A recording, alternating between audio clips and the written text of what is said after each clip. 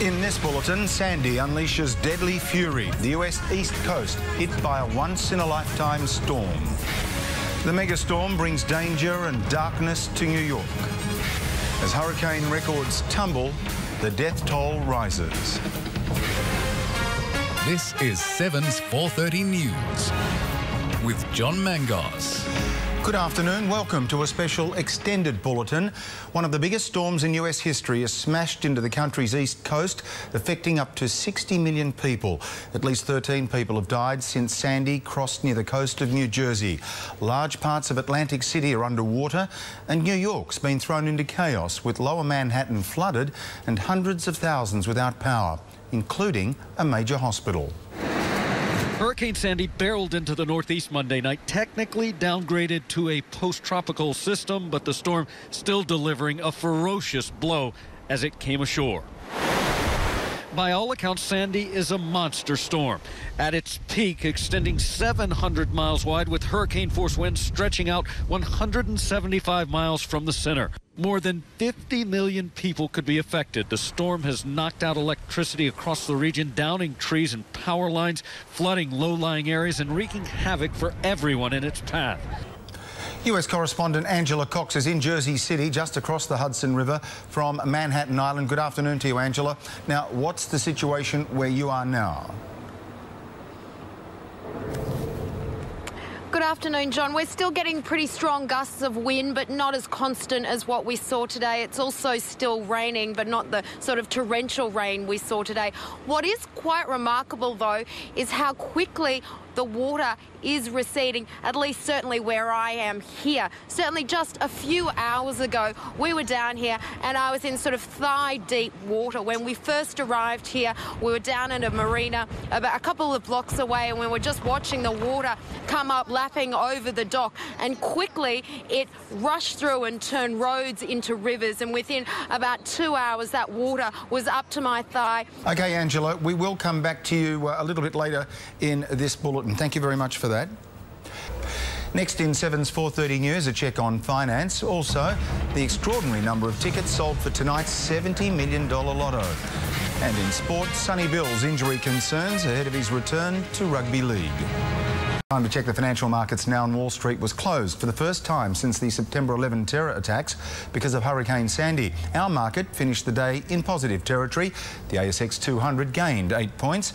The Aussie dollar's buying 103 US cents, 82 Japanese yen and $1.26 New Zealand.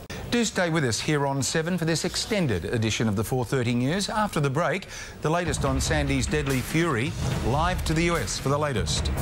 And Captain Overboard, a tall ship sinks in the wild hurricane seas.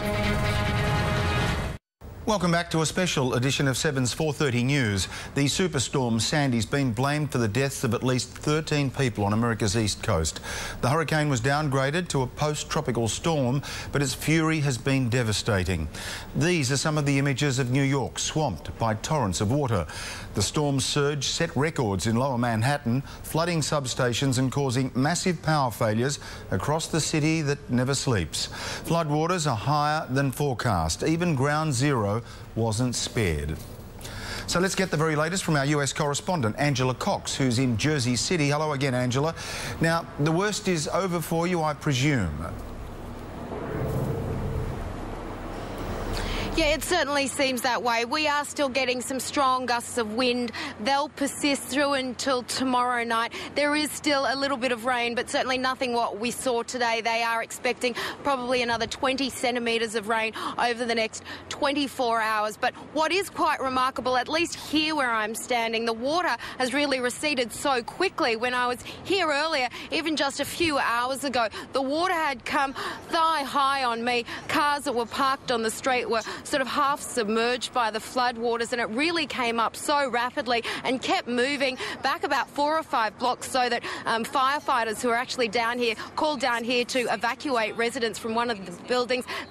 Next in 7's 4:30 News, we'll get a weather update and the latest on the deadly storm destruction on the US East Coast.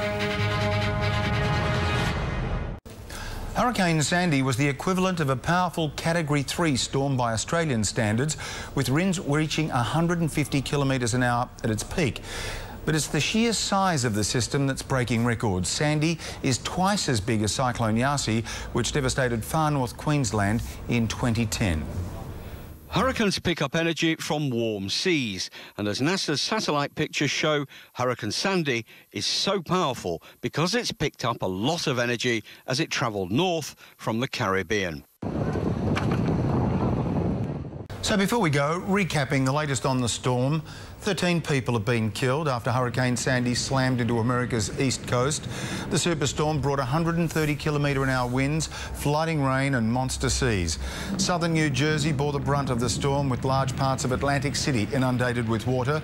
In New York, a crane on top of what will be the city's tallest building collapsed, while the facade of an apartment block fell to the footpath. Streets, tunnels and subways were inundated when a 4-metre tidal surge flooded Lower Manhattan. And more than 250,000 people are currently without power. We knew that this was going to be a very dangerous storm, and the storm has met our expectations. The storm continues to bring hurricane-force winds as it now moves slowly inland. Let's take a quick look at our weather for tomorrow. Brisbane can expect possible showers, a top of 29 degrees. A warm sunny day in Sydney. Canberra will be partly cloudy. Showers for Hobart and Melbourne. Possible showers for Adelaide, and storms expected in Perth. That's the latest from the 4:30 News team. We'll have more on the US storm in 7 News tonight at 6. I'm John Mangos. Do enjoy your evening. I'll see you tomorrow.